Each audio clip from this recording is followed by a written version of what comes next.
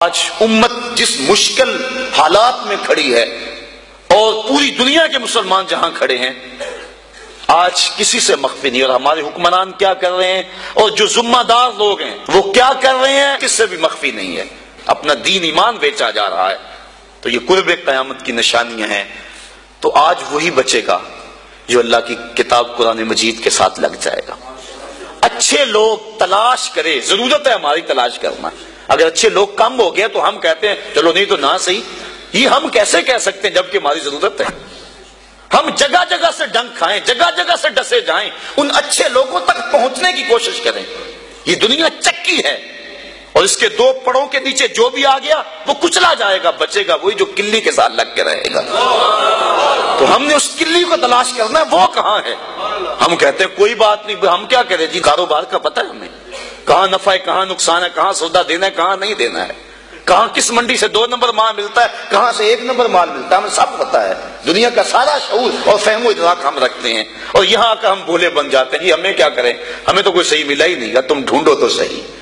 ایسے لوگوں کو تلاش تو کرو، در در کی خاک تو چھانو، ایک دن وہ ملیں گے جن کے ملنے سے زندگی پیاری لگنے لگ جائے گی، جن کی قربت میں بیٹھ کے اللہ یاد آئے گا، اور جن کی صحبت تمہیں مالک کے قریب کر دے گی اور تم گناہوں سے خود بخود نفرت کرنے لگ جاؤ۔ بڑے سخت معاملے ہیں آخرت کے۔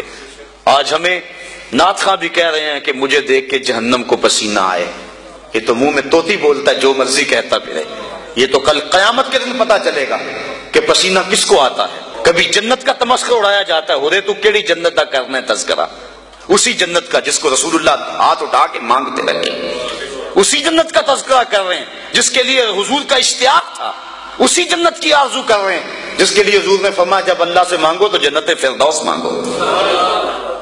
تو آج دلیری دی جا رہی ہے، آج پیر بیعت کرنے کے بعد جنت کا پرمٹ دے دیتا ہے۔ آؤ میں پیروں کے پیر کی کہانی سناؤں آپ کو۔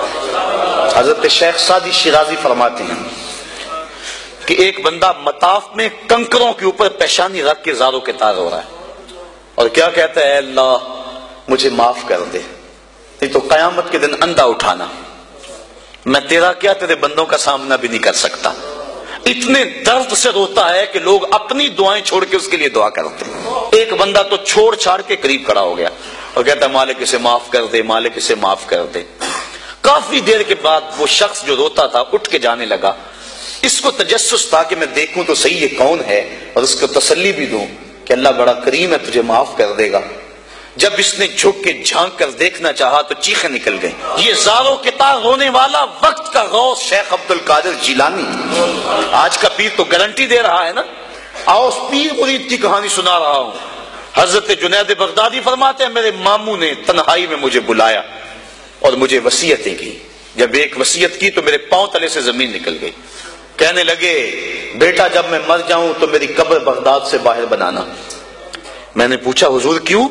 فرمانے لگے میری بدعمالیوں کی وجہ سے کہیں بغداد کی مٹی میری لاش کو قبول کرنے سے انکار نہ کر دے اور میں لوگوں کے سامنے رسوا نہ ہو جاؤں۔ یہ ہیں وہ لوگ تتجافا جنوبہم عن المضاجع، جن کی کروٹیں بستروں سے الگ رہتی ہیں، اللہ کو خوف اور طمع میں پکارتے ہیں، لیکن زندگی کا ایک ایک لمحہ تقوی سے عبارت ہے۔ دنیا میں تکلیفیں سہی۔ حضرت امام جعفر صادق ساری زندگی ٹھنڈا پانی نہیں پیا، فرماتے تھے کیا خبر کہ اس کے حساب میں چکرا جاؤں۔ اور آپ کے مریدین بیٹھے ہوئے ہیں، آپ بھی بیٹھے ہوئے ہیں، لوگ بیٹھے ہیں، کہا یار آج ایک دوسرے سے وعدہ نہ کر لیں؟ کہا کیا؟ کہا ہم میں سے جو بھی جنت میں جائے وہ دوسروں کو ساتھ لے کے جائے۔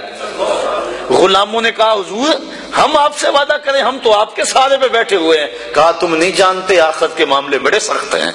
یہ امام جعفر صادق کہہ رہے ہیں، یہ ان کی زندگی ہے۔ جن لوگوں نے اس بات کا خیال رکھا کہ ہمارے رب نے ہمیں پوچھنا ہے اور ایک ایک بات کا ہم نے جواب دینا ہے، یہ بات درست ہے کہ اللہ اپنے فضل سے معاف کرے گا، لیکن سحری کے وقت اٹھ کے سسکیاں بھرنے والا اور رات شراب خانے میں گزارنے والا کیا قیامت کے دن ایک صف میں کھڑے کر دیے جائیں گے؟